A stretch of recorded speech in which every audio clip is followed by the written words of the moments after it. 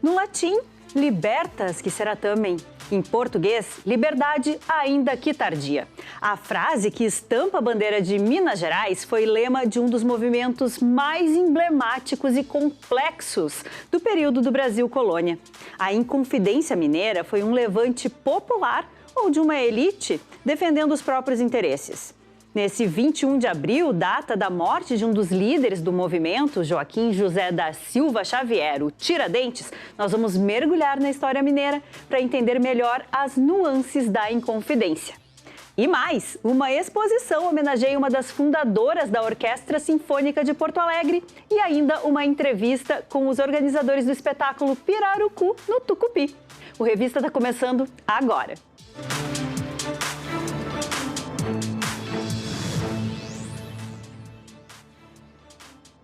21 de abril é feriado nacional, data que marca a morte de Tiradentes, um dos personagens mais conhecidos da história brasileira.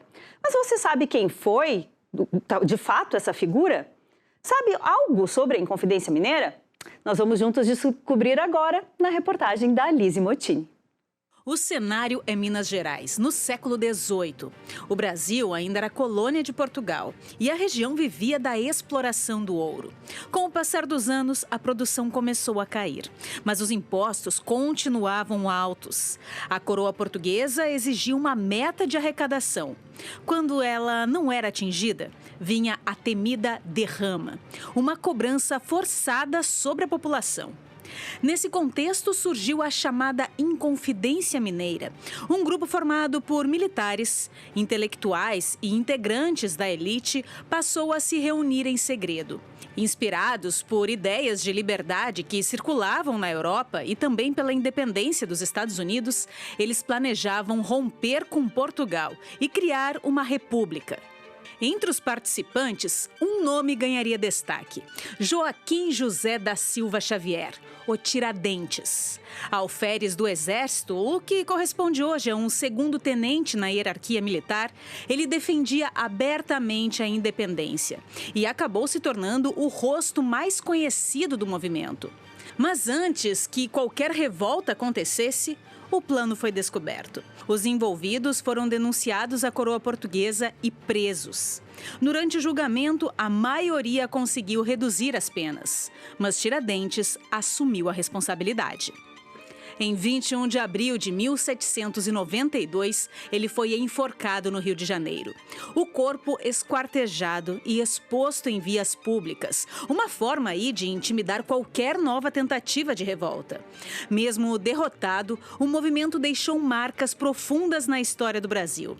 A Inconfidência Mineira não trouxe a independência naquele momento, mas ajudou a plantar ideias que, décadas depois, mudariam o rumo do país. A Inconfidência Mineira ficou marcada como uma das primeiras manifestações de insatisfação contra o domínio português. E, com o passar do tempo, o movimento ganhou um novo significado. Décadas depois, já na República, Tiradentes passou a ser visto como um herói nacional. E o 21 de abril foi transformado em feriado. A frase "liberdade ainda que tardia" virou símbolo. A bandeira do estado de Minas Gerais, por exemplo, é um projeto de autoria dos Inconfidentes Mineiros. O triângulo representa a Santíssima Trindade, um ideal político e religioso presente entre alguns inconfidentes. A cor vermelha simboliza o sangue derramado na luta pela liberdade. Entre mitos e fatos, a Inconfidência Mineira segue como um marco da história do Brasil, lembrada todos os anos no feriado do dia 21 de abril. Minha gente, a Inconfidência Mineira não venceu, mas entrou para a história como um dos primeiros passos rumo à independência do Brasil.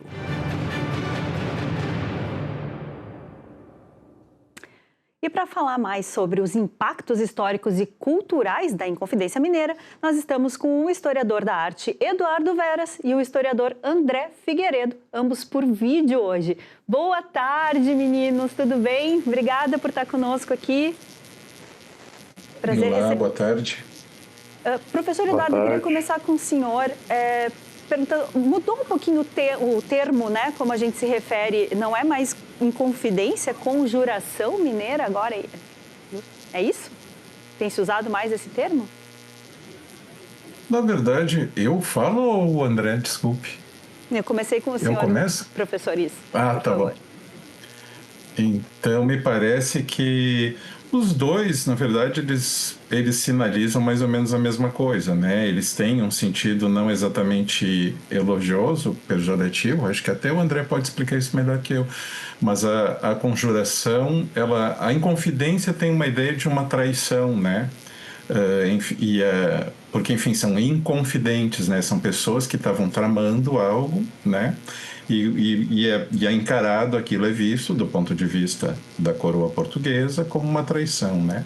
Os conjurados, enfim, eles estão... Também né, algo que está sendo tramado, mas não tem, o que ressalta não é esse aspecto da traição, mas os dois não são muito elogiosos, por isso me parece assim que o termo conjuração, no sentido de que hoje, né, desde a proclamação da República e a partir, enfim, inclusive a partir da ditadura civil-militar no Brasil, quando esse feriado vai ser de fato institucionalizado, né, tem uma tentativa de transformar esses sujeitos em heróis. Então, parece que a conjuração pega melhor do que a inconfidência, mas, enfim, me parece que se pode usar os dois termos igualmente.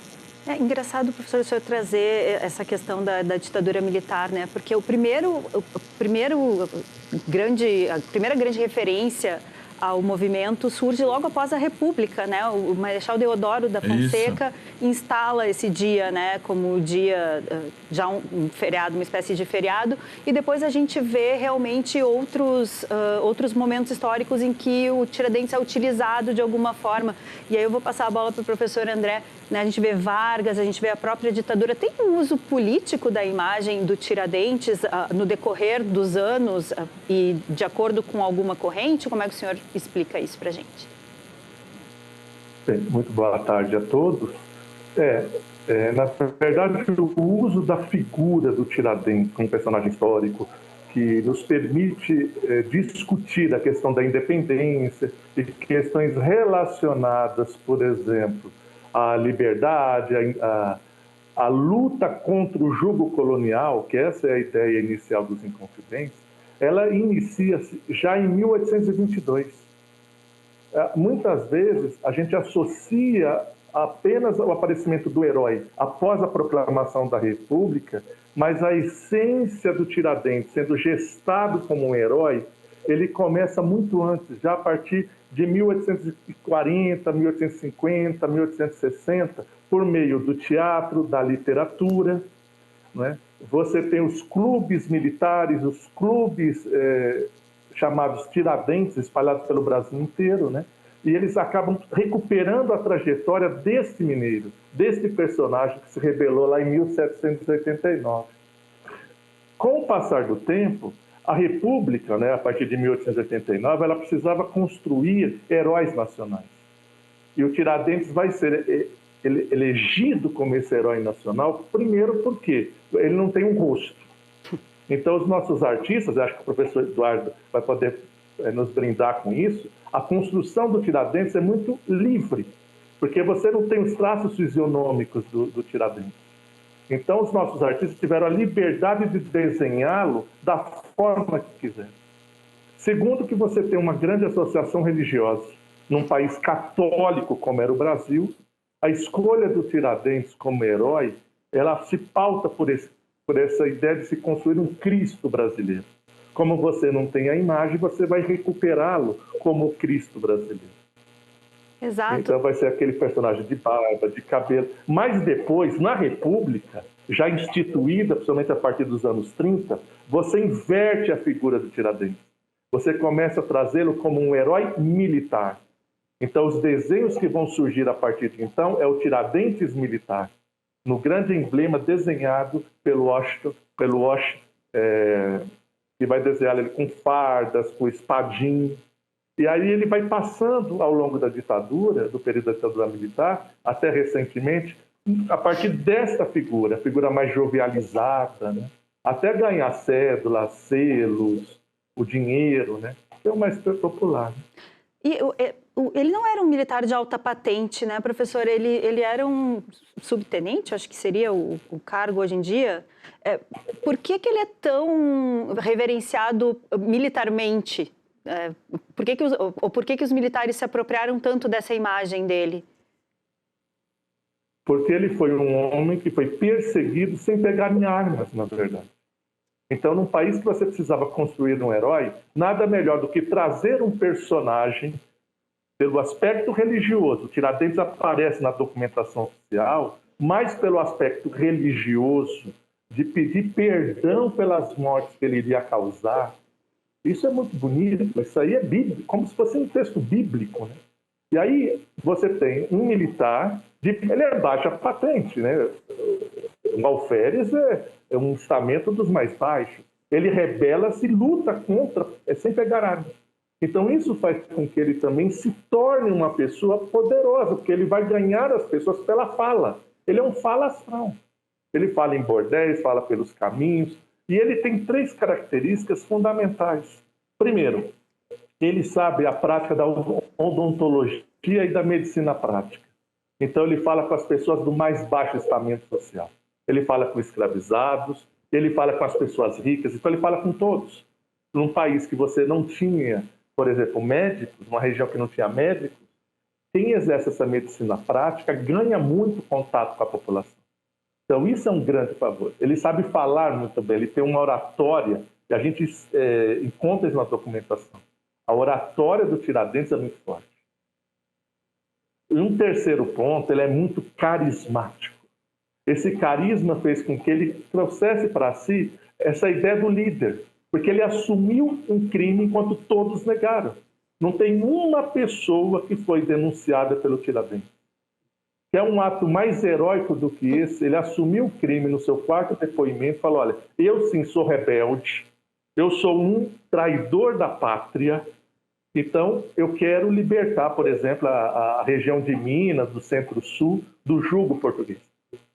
Então você imagina, para os militares, se apropriar de uma personagem como essa. O cara lutou como se fosse sozinho. Ele assumiu um crime enquanto todos negaram. Isso é um ato heróico. E num país que você precisa ter heróis, ele vai ser, até porque o governo ele é militar. Então, nesse Centro-Sul, o herói vai ter que nascer dentro dessa região. Eu não tenho como trazer um grande Frei Caneca. Eu não tenho como trazer um personagem, por exemplo, do norte do país, do nordeste, do sul, infelizmente. Você tem personagens heróicos brilhantes e atuantes em todas as regiões. Mas o movimento republicano, ele nasce no Centro-Sul do país. O herói vai ter que nascer daquela região. Não tinha como eu me apropriar do Dom Pedro. Não tinha como eu me apropriar dos militares que estavam no poder. Eles não eram conhecidos. O Tiradentes já vinha sendo conhecido na literatura, nas artes plásticas, no cinema. Aí, lógico que depois você vai ter cinema. Em todos os setores do âmbito cultural, o Tiradentes ele é reproduzido. É a literatura, é a história, em tudo. Então ele é um personagem muito conhecido. Somente a partir de 1880, com o conflito do vintém, dos 20 centavos do Rio. Quando Lopes Trovão, um grande jornalista, ele toma a palavra lutando contra o aumento dos 20 centavos do bonde e fala: nós temos que fazer como o Tiradentes fez, lutar contra a cobrança de impostos. Tiradentes, a partir daí, se torna o grande conhecedor, o grande personagem conhecido do Rio de Janeiro, que era a capital do Império. E a partir daí se dissemina essa personagem dentro dessa região, onde nasce a República. São Paulo, Minas, Rio. É nessa região que vão ter que sair os líderes republicanos. Então a escolha dele vai nascer dentro desse momento. Perfeito. E realmente tem, né, professor Eduardo, essa questão de como a arte retratou o Tiradentes de uma forma quase messiânica mesmo, né? Esse cabelo comprido e barba, né? Uma coisa Jesus Cristo, quando a gente provavelmente não era a forma como ele devia ter sido executado, né? E não é só na pintura que aparecem menções a ele, né? A gente tem também na literatura, na poesia. estava ouvindo o professor André, mas queria aprofundar contigo como que foi importante, de que forma foi importante essa representação cultural dele para a criação desse mito. Bem, olha só, é importante a gente se dar conta, assim, a arte, ela reage, né, às coisas que estão acontecendo, imaginário de um momento, mas ela também molda, né, uma relação dialética aqui, né, ela também constrói, né, o nosso pensamento, o nosso imaginário sobre alguma coisa, né. As artes, elas vão perceber, as artes visuais, né, elas vão perceber, sobretudo a partir da proclamação da República, que elas vão se voltar para essa figura, né, quando há uma demanda. O professor André comentou antes, isso vinha se construindo aos poucos, né, mas é sobretudo a partir da proclamação da República que os pintores vão se encarregar disso, né. E pintores de primeiro escalão, assim como o Pedro Américo, né? Aqui na abertura vocês mostraram aquela célebre imagem do Tiradentes. Primeiro ele batizou o Pedro Américo de Tiradentes supliciado e ela ficou conhecida como o Tiradentes quartejado, né? Que é a própria representação de um Cristo, né? Isso é algo que, enfim, isso vai aparecer em várias outras pinturas da época, né? O momento em que ele faz essa cena está representada, né? Em que ele assume a culpa por todos os conjurados, o momento que ele já está com a forca em volta do pescoço, e ali se repete a figura do Cristo. É algo que a gente verifica antes na história da arte, mesmo em movimentos assim como a Revolução Francesa, que a rigor, né, proclamava lá, era o século I, né, 1789, estava de alguma maneira negando, né, um passado religioso, mas também ali nas pinturas, na morte do Marat, por exemplo, já se assume ali uma figura cristã, né, porque se percebe que é algo efetivo, que funciona na igreja, e não há por que não, mesmo numa situação que se pretenda mais laica, não abraçar isso, porque ele é efetivo e ele é eficaz, e funciona, né? Então, me parece que há uma percepção ali dos pintores, desde o início da República, quando há uma demanda ali por uma criação de um herói, como o Tiradentes, para que ele se torne, de fato, uma figura heróica, que ele seja associado com a figura do Cristo, né? Enfim, de fato, porque é um país católico, porque é uma série de outras ideias que na figura do Cristo já estão consolidadas e que vão heroicizar ainda mais essa figura, né? E, enfim, e que vai atravessar o século XX daí com uma série de outras representações, né? É bacana a gente lembrar, né, que nos anos, eu sou mais velho, me lembro ali nos anos 70 a gente tinha uma cédula, né, de cruzeiro. Tem a impressão que 5.000 cruzeiros, que tinha efígie do Tiradentes de um lado e de outro a representação desse momento, né, que é uma réplica de uma das pinturas, em que ele se apresenta, né, como assumindo a culpa. Enfim, então há uma construção longa aqui, né, e prossegue ainda hoje, né.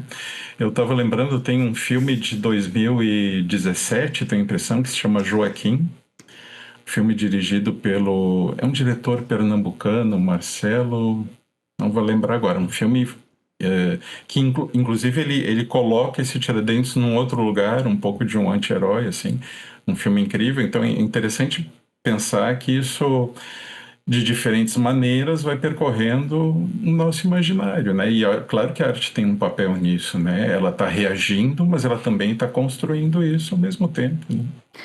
Fantástico o senhor ter comentado sobre o filme Joaquim, porque ele é um dos filmes que a gente trouxe hoje aqui no nosso estúdio, que falam sobre como o cinema brasileiro se debruçou, né, sobre o tema. O primeiro deles, na verdade, é Os Inconfidentes, que é um filme de 72. Padres, poetas, políticos, militares e insatisfeitos em geral se unem e conspiram para libertar o Brasil dos portugueses no século XVIII. Algo dá errado. Pressionado, Tiradentes é torturado e, enquanto os demais se isentam da culpa, ele assume todos os atos. Ele é condenado à morte, mas se torna o principal nome da Inconfidência Mineira. Depois dele, nós temos O Mártir da Independência, Tiradentes, que é um filme de 77. cinebiografia do alferes Joaquim José da Silva Xavier, o Tiradentes, célebre personagem do processo de independência brasileira, seguindo a vida desse popular herói nacional desde os primeiros momentos da insurreição comandada por ele até os últimos dias e a morte na forca, após ser traído por Silvério dos Reis, inicialmente companheiro de lutas no movimento da Inconfidência. Aí chegamos em Joaquim, que é um filme de 2017, a história dos acontecimentos e fatos que levaram Joaquim José da Silva Xavier, um dentista comum de Minas Gerais, a se tornar mais conhecido pela alcunha de Tiradentes, se transformando em um importante herói nacional e mártir que veio a liderar o levante popular conhecido como Inconfidência Mineira. E Ladrões de Cinema, que é um filme de 1977, no qual, após assaltar uma equipe de filmagem de Hollywood, um grupo de moradores de uma comunidade do Rio de Janeiro resolve produzir um filme que expressa a realidade do Brasil com o tema da Inconfidência Mineira. Então é interessante a gente ver, principalmente acho que nesse último, né, professor Eduardo, que a gente consegue reler essa questão da Inconfidência, né, ou da conjuração mineira, de acordo também com a atualidade, né, com as épocas em que a gente vive. Tem algum outro exemplo que o senhor traria, assim, que acha interessante? Bem, olha só, esse último filme eu nem conheço, me pareceu bem interessante. Mas olha só, a gente tem que pensar que isso acontece o tempo todo e frequentemente um filme, ele está dizendo muito mais sobre, mesmo um filme que tem uma pretensão histórica, né? Essa semana eu fui ver esse Nuremberg, né? Ele é um filme sobre o julgamento de Nuremberg, mas ele é, obviamente, a gente está assistindo o filme, ele é um filme sobre a ascensão da extrema-direita nos Estados Unidos hoje. Né? Então, assim, ele se pretende um filme de época, mas obviamente ele está falando sobre o seu contexto contemporâneo também, né? A gente não sabe se isso é uma decisão consciente ou inconsciente do roteirista, do diretor, mas ele é muito mais sobre isso do que sobre aquilo, né? Enfim, o que é bacana nas artes em qualquer momento é que é isso, né? Elas são um depoimento sempre sobre a sua época e não só, de novo, insistindo nesse ponto, não só porque elas refletem um momento, mas elas constroem esse momento ao mesmo tempo, né? É próprio disso, e daí a sua riqueza, né? Enfim, os exemplos são infinitos, né? Isso vai acontecer o tempo todo. Maravilhoso. Eu queria muito agradecer a conversa com vocês, foi ótimo. Muito obrigada por estarem aqui com a gente neste feriado de Tiradentes. E que a gente se encontre em breve para uma próxima conversa. Tá bem, muito obrigado. Obrigado. Pessoal, depois do intervalo, a gente tem uma exposição que homenageia uma das fundadoras da Orquestra Sinfônica de Porto Alegre, a OSPA, e também uma reflexão sobre memória. Nós já voltamos.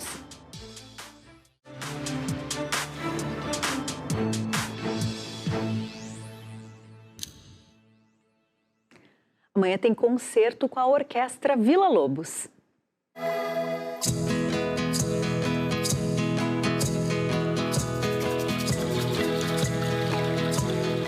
O espetáculo é inspirado na cultura dos povos originários brasileiros e exalta a conexão com a natureza e a ancestralidade, além de propor reflexões diante da crise socioclimática do planeta e a importância da preservação dos direitos e territórios dos verdadeiros donos dessa terra.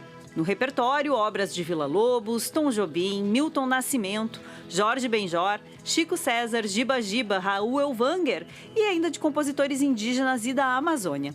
Na quarta, às 8 da noite, no Centro Histórico Cultural da Santa Casa. Ingressos no Simpla.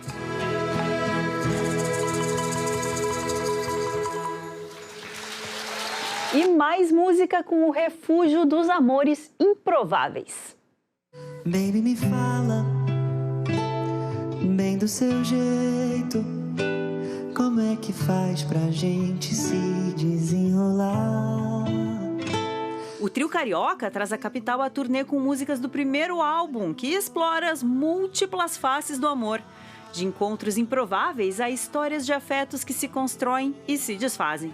Entre as influências do trio estão ícones da música brasileira, como o Clube da Esquina, Gilberto Gil, Tribalistas e Caetano Veloso. O show rola a partir das 9 da noite no Espaço 373. Ingressos na plataforma TriRS. Vou lá, dou um pulo no futuro e volto. E tem uma exposição aqui em Porto Alegre que homenageia uma das fundadoras da Orquestra Sinfônica da capital, a OSPA. A gente deu um pulinho lá para conferir, olha só. Nascida em Porto Alegre em 1900, Ilse Wöbke-Warck foi solista da Filarmônica de Berlim ainda na década de 20. Ela retornou ao Brasil no final dos anos 40 e foi pioneira na área, enfrentando vários obstáculos impostos às mulheres no início do século passado. A mostra reúne mais de uma centena de itens do acervo da família, como objetos, documentos, fotografias e programas de concertos. A curadoria ficou a cargo do museólogo Everton Quevedo, que buscou apresentar mais do que a trajetória da musicista. Ele também propõe uma reflexão sobre memória, gênero e cultura. A exposição pode ser visitada até o dia 15 de maio na Casa da OSPA. A entrada é gratuita. E a gente tem também uma outra dica para quem pretende curtir a cidade: visitar um espaço que preserva a memória da comunicação social do Rio Grande do Sul. O Museu Hipólito José da Costa é um verdadeiro tesouro histórico que conecta, né, gente? Passado e presente, através de um acervo riquíssimo e de múltiplas possibilidades de pesquisa e visitação. Dá uma olhadinha. Fundado em 1974, o Museu da Comunicação leva o nome de Hipólito José da Costa, considerado o pai da imprensa brasileira. E é o primeiro museu público de comunicação do Brasil.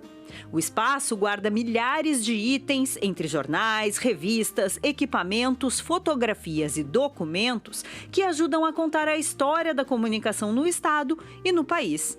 O diretor da instituição conta qual é a missão do museu, que vem se revitalizando. Atualmente, o museu trabalha com a missão de preservar e difundir as memórias da comunicação do Rio Grande do Sul ou que se referem a ela, porque não necessariamente produzidas aqui, mas que eventualmente atravessam, né, a memória social e a memória da comunicação no nosso estado. Além das exposições permanentes, o museu realiza mostras temporárias temáticas, oficinas e ações educativas voltadas a estudantes, pesquisadores e ao público em geral.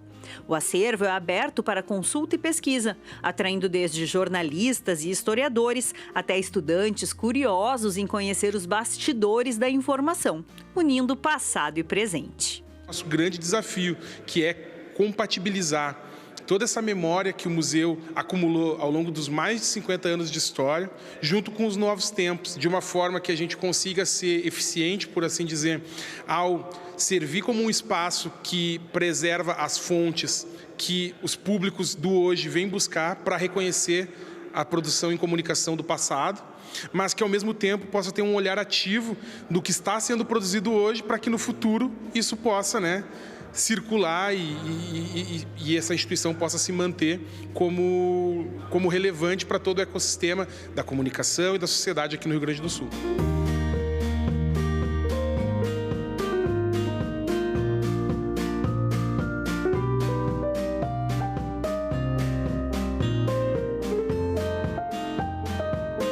Enquanto a exposição permanente se coloca como um portal para trabalhar os diversos acervos do museu, a curadoria dos espaços vem priorizando também exposições sazonais, algo possível graças a um preparo estrutural realizado nos últimos anos. A ideia é criar uma agenda orgânica com circulação de mostras. Então, atualmente, nós temos algumas possibilidades. Hoje, nós já temos no hall de entrada da instituição um espaço para mostras fotográficas. Então, ali, normalmente, a gente traz elementos do nosso acervo, lá do acervo fotográfico ou bidimensional, né, que possa ser reproduzido como uma imagem. A gente leva para aquele espaço e trabalha uma série de curadorias. Temos um outro espaço que funciona no mezanino do andar principal de exposições, que é o nosso espaço mais sólido para exposições temporárias, né? Exposições que duram de 3 a 4 meses, né? A variar de cada proposta. Já nesse espaço, a gente privilegia propostas que justamente vêm de fora e que, junto conosco, né, trabalhem ou curadorias compartilhadas ou justamente a itinerância, né, de alguma amostra que eventualmente circulou em outros espaços e pode ser montada aqui também, desde que atendida a pertinência temática aqui do nosso espaço.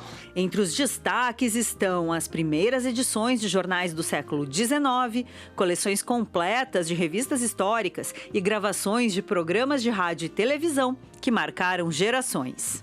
E é aqui, entre relíquias da comunicação, que o visitante consegue fazer uma verdadeira viagem no tempo, das tipografias dos antigos parques gráficos até as novas mídias digitais. Um percurso que mostra não só a história da imprensa, como também a transformação da própria sociedade. Então a gente se entende muito como um espaço de experimentação, um espaço onde os elementos da comunicação entram muitas vezes em contraste, entram em contato, né, e juntos ou se transformam ou possibilitam que a gente possa fazer essa análise de maneira comparativa, né, por ter justamente acesso a esses elementos aqui dentro do museu. O nosso entendimento aqui no museu, enquanto, por exemplo, equipe educativa, equipes que desenvolvem as curadorias da exposição, está muito menos relacionado em nós trazermos uma discussão sobre o que é comunicação, ou os melhores caminhos e boas práticas da comunicação, mas muito mais conseguir transformar esses exercícios de curadoria, esses exercícios de trocas educativas em fóruns onde as pessoas possam experimentar e olhar para essa realidade que hoje, muito multifacetada, a comunicação possibilita. O Museu da Comunicação Hipólito José da Costa é mantido pela Secretaria de Estado da Cultura e funciona de terça a sábado com entrada gratuita. Uma visita que vale pela história, pela curiosidade e, principalmente, pelo entendimento do poder da palavra e da imagem.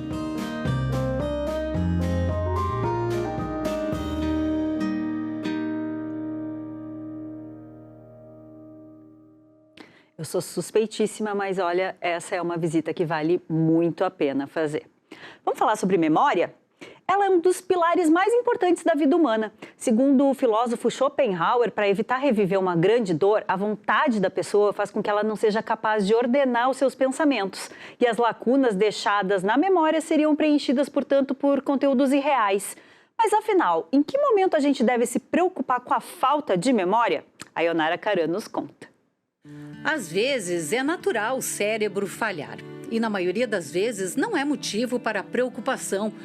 Mas, quando os esquecimentos começam a atrapalhar tarefas simples do dia a dia, comprometer relações ou se tornam frequentes, pode ser um sinal de sobrecarga ou de estresse.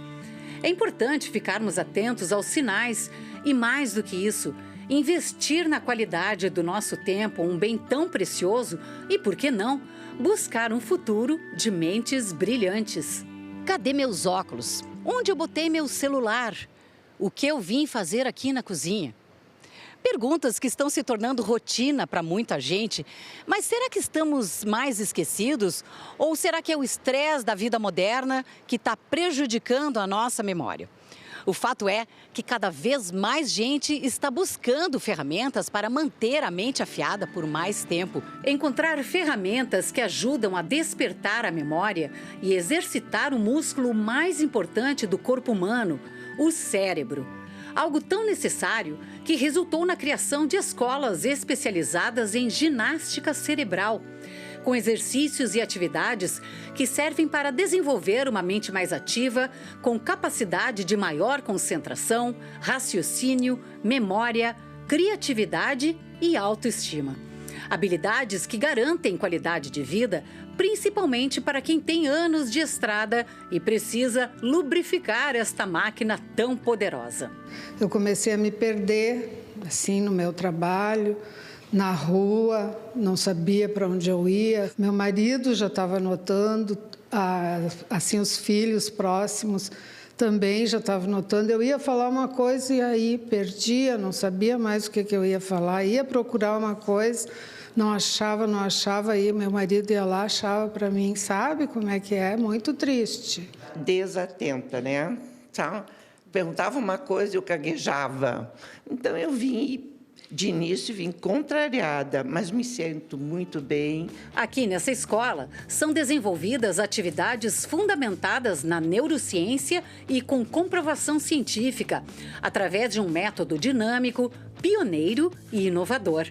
Uma das ferramentas mais utilizada é o ábaco, um dos instrumentos de cálculo mais antigos para realizar operações como adição, subtração, multiplicação e divisão.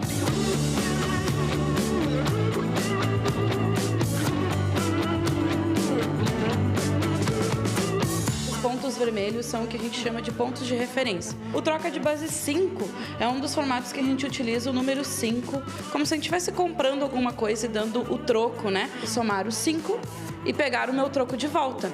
Mas eu somei o 5, o meu troco de volta é 2. Eu não entendi quase nada. Eu estava entendendo, mas depois complicou um pouco.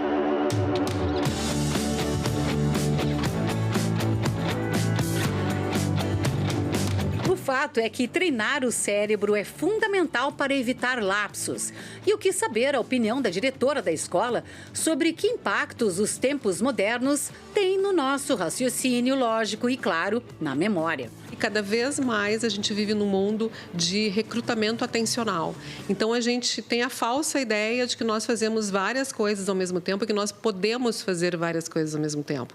Só que essas coisas, elas vão nos tirando a capacidade de fazer coisas de forma mais sustentada, né? Da gente conseguir produzir um conhecimento que ele seja mais consolidado, porque a gente está sempre se dispersando.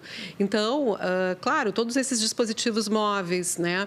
A falta de necessidade da gente ter que gravar as coisas, gravar número de telefone não é mais necessário, gravar a rota, né, de a chegada ou a saída de um lugar também não é mais preciso, porque tu tem os aplicativos, ou seja, a necessidade da gente recrutar a memória, ela é cada vez menor. Então, a gente tem menos estratégias de memorização. Então, isso é de maneira geral, né, para todas as idades. Isso mesmo que você ouviu, para todas as idades. É claro que os anos de vida de cada um contribuem para não ter a mesma memória, nem a de trabalho e nem a de longo prazo. E isso, conforme Luciana, é estatístico e tem nome. Se chama envelhecimento cognitivo. E começa bem cedo. A partir, né, dos 20 anos, a gente já começa a ter um declínio cognitivo. Claro que esse declínio, ele não é assim, ou pelo menos não se quer que seja uma ladeira abaixo, né?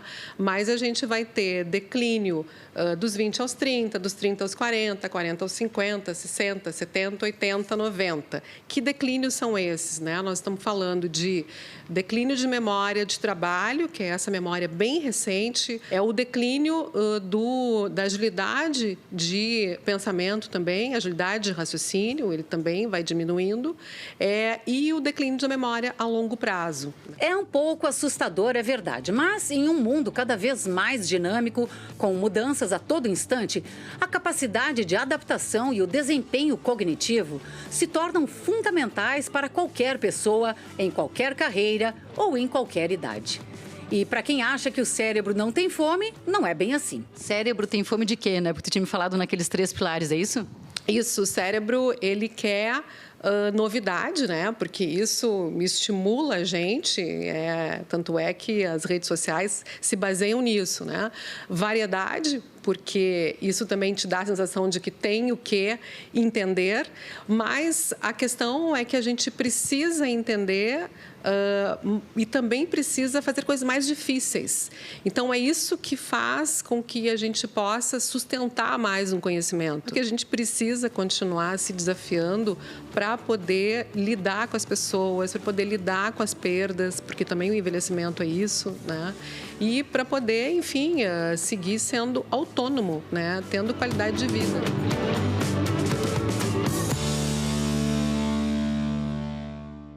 A gente faz uma pausa rápida e na volta conversa com a equipe do espetáculo Pirarucu no Tucupi, que foi sucesso no último Porto Verão Alegre. Já, já.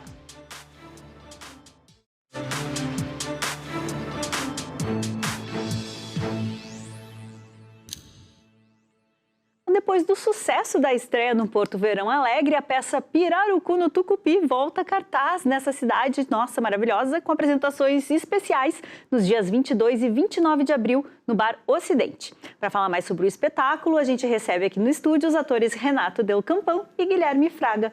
Boa tarde, meninos. Boa tarde. Que bom ter vocês aqui. Que bom, mais um espaço para divulgar o teatro local e agradeço já antecipadamente a vocês por poder divulgar uma época tão complicada, né?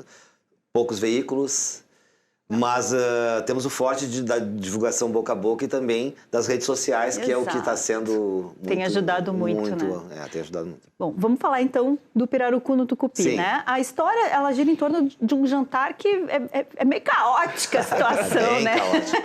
Como é que os personagens de vocês se encaixam nessa história? Olha, essa história do Pirarucu no Tucupi era uma vontade nossa de um grupo de 5 atores, de um trabalho anterior chamado Tik Drop Stock, que falava sobre essas armadilhas do TikTok, dessas...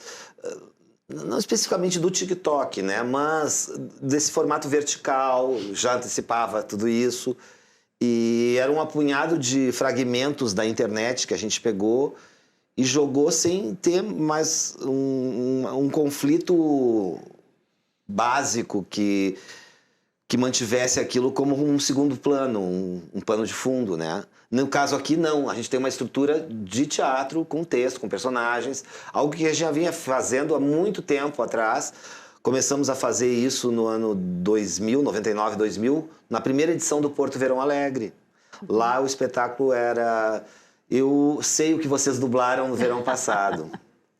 Inclusive, nós vamos ter a visita do ator, o Heinz Lima Verde, que fez o espetáculo comigo há 26 anos atrás, agora na próxima sessão de amanhã, de quarta-feira, né? Ah, que legal. Esse espetáculo foi, então, era uma vontade nossa de fazer algo que voltasse e remetesse àquele trabalho anterior, que foram vários espetáculos, nós somos pioneiros nisso, eu, Eduardo Kramer e todos os atores, e inclusive atores transformistas da noite, que nós chamamos para participar dos espetáculos. Alguns se profissionalizaram, inclusive. E eu tenho 45 anos de trabalho em teatro, então eu nunca tive preconceito com nenhuma linguagem. Então eu fiz espetáculos dramáticos, como eu já ganhei prêmio de ator açorianos, fazendo um personagem dramático. Mas sempre o meu forte foram as comédias. E eu, como dramaturgo, como escritor, sempre tive mais facilidade em fazer rir do que chorar. Então, quando a gente resolveu fazer o Pirarucu, a ideia era fazer assim, algo que remetesse a essa ideia de que uma coisa depende da outra. Tipo, o que seria do Romeu e Julieta, o queijo sem a goiabada, né? Digamos, um exemplo raso, né? É o que acontece ali. Uma coisa depende da outra. Então, o que acontece? Um homem engana 3 mulheres. E ao invés de elas morrerem de amor ou tentarem se vingar de uma maneira vingativa, assim, ligada à violência ou qualquer coisa ruim, assim, elas resolvem se divertir. Elas resolvem se agregar, se unir. Ao invés de se segregarem, elas se agregam e elas se unem. E elas percebem que elas são mais fortes unidas.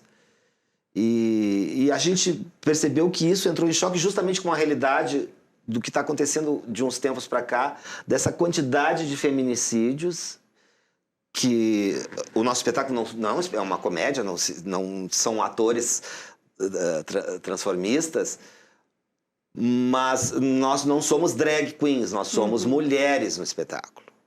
Sim. Entende? De faixas etárias diferentes, que passam pelo mesmo processo de serem enganadas por um homem que as abandona depois. No caso, o mesmo homem, o que piora a situação. Totalmente. Então, o que era para ser um jantar romântico da minha personagem, a Madalena, acaba virando uma tragédia, porque aí chega uma garota de programa feita por Guilherme Fraga, Meu Deus. que veio cobrar os honorários do moço, e depois a síndica do prédio, que já era conhecida do rapaz há muito tempo. Então, caem as máscaras nesse espetáculo. E o que a gente queria era justamente mostrar que a gente pode unir também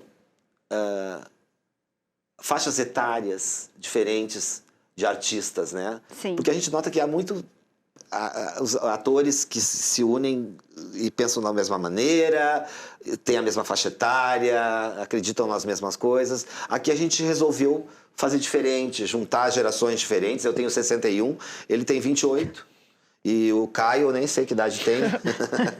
Caio, não sei, entre 50 e 100.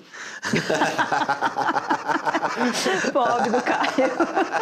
Pode rir dele, porque ele não tá aqui. É um desafio, né? Porque porque é isso que é interessante. E no outro espetáculo, que eram 5, era mais ainda essa diversidade de faixa etária e de cabeça também, e ver que é possível esse intercâmbio. Ó, a gente tá vendo algumas imagens. Nós estamos ali os três em cena, isso é muito legal. Maravilha. Olha que maravilhoso. E a pegada é o chá de Alice, o Chapeleiro Louco, a Lebre. Exatamente. E a Alice tá ali, olha a Alice. Tem um monte, né? Tem uma vibe meio nonsense, né? Exato, assim, como é que ela aparece? Como é que vocês fizeram para conseguir tá lindas empregar? As imagens, olha, né? Eu acho que foi muito natural a maneira que a gente aprecia, o que a gente trabalha, o que a gente esmiuça, assim, foi se aproximando disso, assim, desse absurdo.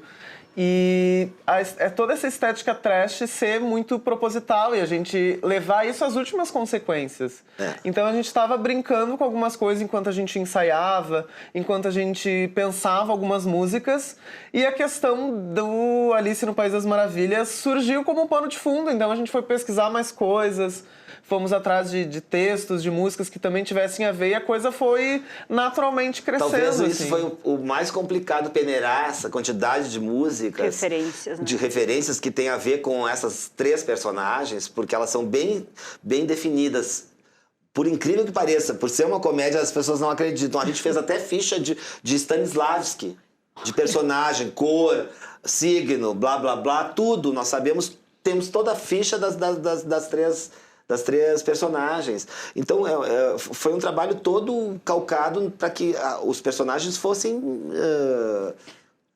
críveis. Sim. E incríveis também. Né? Essa era outra pergunta que eu tinha de como é que foi a preparação, né? Porque, além disso, é um elenco muito enxuto, né? Vocês também têm uma dinâmica que também precisa ser levada em consideração nessas horas, né? Como foi fazer essa preparação? Foi quase um ano, mais ou menos, de preparação. Nós desde as conversas iniciais. Gente. E para pensar personagem e texto. Isso. E acho que é muito um equilíbrio dos momentos em que a gente estava trabalhando individualmente, mas trabalhando, pensando em texto, e os momentos em que a gente estava coletivamente. E se ajudando, e criação coletiva, ensaiava, filmava. E o elenco inicial ia ser maior, né? O elenco inicial seria maior. Mas aí foram coisas que aconteceram sem que houvesse um planejamento, né? A seleção foi natural. E aí nós percebemos que para contar a história do Chapeleiro Louco e da Alice, nós precisávamos da Lebre de Março, do Chapeleiro Louco e da Alice, né?